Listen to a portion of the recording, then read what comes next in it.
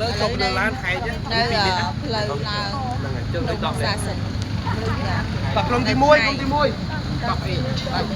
ជំរាបសួរសួស្តីពុកម៉ែបងប្អូននេះជាវីដេអូទី2តែតាំងពីចេញពីអូតែលចានឹងអាហារពេលព្រឹកយើងសរុបទាំងអស់តែម្ដងនេះនៅអូតែលពេលយើងចេញមកគេមានឲ្យនំប៉ាវ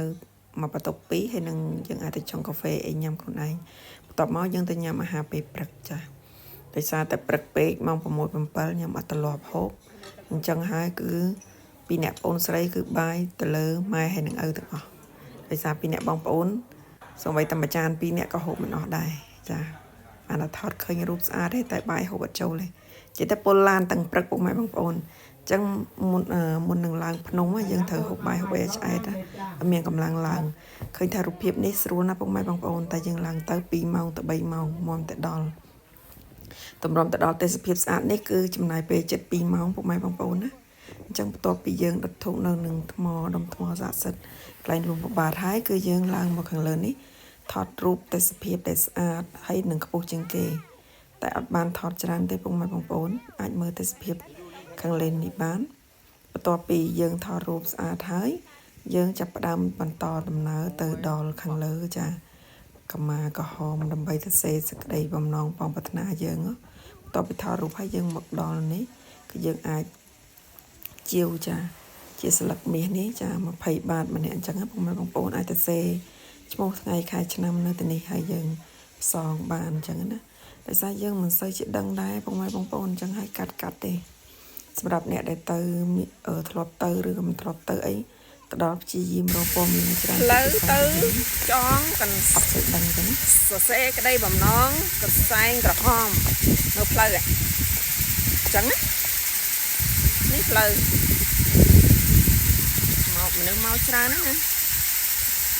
មិនថាឃើញតែខ្ញុំទេណាថតអត់ឃើញនោះចាសម្រាប់អ្នកអត់ដឹងព័ត៌មានដោយពួកខ្ញុំអញ្ចឹងវារៀងពិបាកបន្តិចយើងទៅយើងមើលគេធ្វើមិនយើងធ្វើអញ្ចឹងដែរណាហើយទៅសារបងចាបងស្រីគាត់ឈឺប៉ុន្តែគាត់អាចដើរទៅដល់បានហើយនេះតម្រាំតែរកពុកខ្ញុំឃើញយ៉ាងមកឃើញនឹងលើនេះហ្មងគាត់យើងទៅមកដល់លួងប្របាទគាត់មកដល់នេះចង់ទៅវិញពីជុំហើយនេះទស្សនភាពនៅកន្លែងចងកម្មាក្រហមដើម្បីសរសេរបំណងប្រាថ្នាយើងចងនៅដើមឈើពុកម៉ែបងប្អូនចាអញ្ចឹងហើយខ្ញុំក៏បានទៅដល់ហើយបានទៅសេរួចហើយប៉ុន្តែសម្រាប់មិនសម្រាប់ចាំមើលឆ្នាំក្រោយទាំងអស់គ្នាណាម៉ែបងប្អូនហើយនេះជាវីដេអូដែលធ្វើឡើងដើម្បីទុកជាអនុស្សាវរីយ៍ចាដែលយើងបានទៅដល់ហើយចាបន្ទាប់ពីយើងទៅដល់ហើយមកវិញនេះយើងដេក2ថ្ងៃដប់ហើយអត់ទាន់បានបាត់ចុកជើងទេដោយសារតែឡើងភ្នំដូចជាស្រួលជាងចុះទៅពេលចុះយើងទប់រហូតហើយយើងចុះផ្លូវកាត់ទៀតនោះ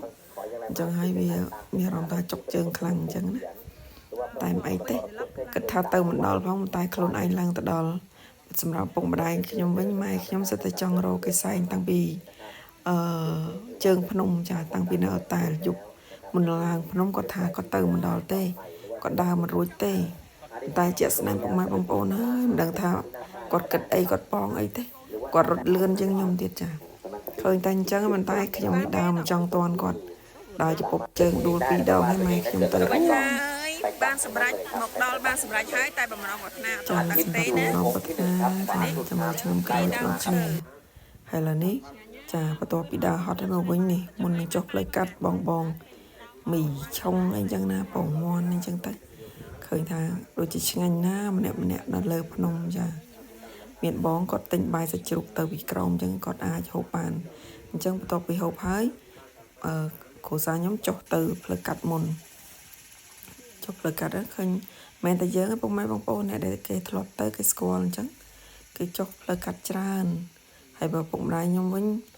ខ្លាចតែចាប់ប្រាំងមិនតន់ទៀតរត់យកផ្លូវកាត់នេះចុះផ្លូវកាត់ចឹងដេញមកណាchắc lênไล่เลยดูได้ยินว่าน้องบอกให้การไปสอบมาแล้วแหละเลยไล่ดูมีหลังให้ด้วยเว้ย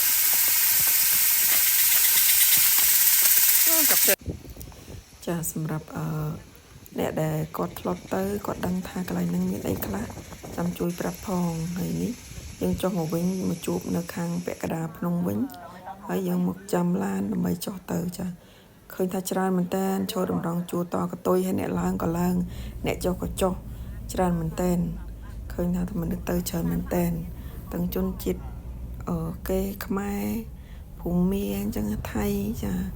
ជនជាតិឥណ្ឌាឃើញថាទៅច្រើនមែនតើពេលពួកខ្ញុំឡើងគឺគាត់ចុះមកច្រើនមែនតើតបពីយើងចុះមកដល់ជើងភ្នំហើយយើងហូបអាហារនៅជើងភ្នំតបមកគឺយើងអ្នកណាដែលគាត់ចង់សាកត្រេនថៃចា1គីឡូ100 បាតដាក់ថា1គីឡូ100 បាតទេប៉ុន្តែតែពេលទិញមិនមែនទេណាពុកម៉ែបងប្អូនណា